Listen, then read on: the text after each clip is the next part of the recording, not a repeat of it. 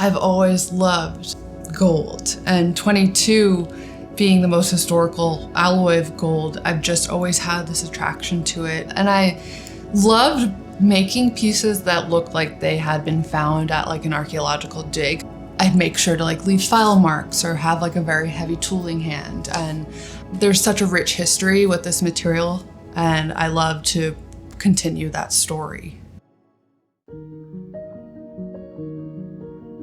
I'm Prounis, and you're here at my studio in New York City.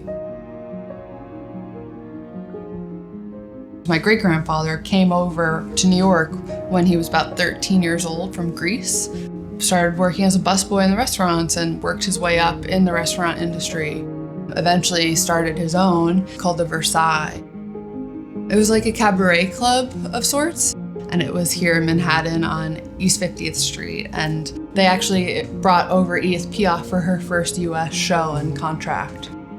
My grandfather was a major influence on me. He was such a Grecophile. He loved his Greek heritage and had a library full of books on ancient Greek culture, from archaeology to architecture to actual jewelry. It's like there's this ongoing conversation that I'm having with him through these annotations in these books.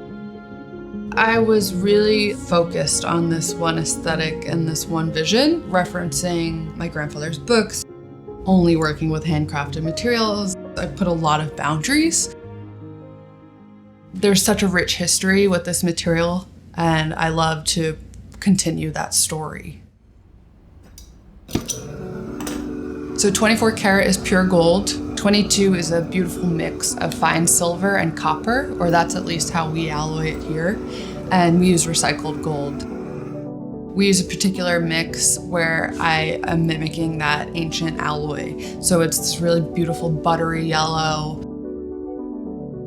These are hand fabricated pieces, so they will have I don't want to call it a human error, it's the human hand on it. So sometimes you accidentally push it too hard on a pendant and it might have that, and I think that's interesting. And I wear my jewelry while I'm making jewelry, so it gets even more worn in. It's like a record of time. I think that's like the magic of 22. The way I select stones is that the stone is telling the story, and I think the inclusions in that piece are those designs. The earth is really the true designer, and I'm just kind of boxing it in gold.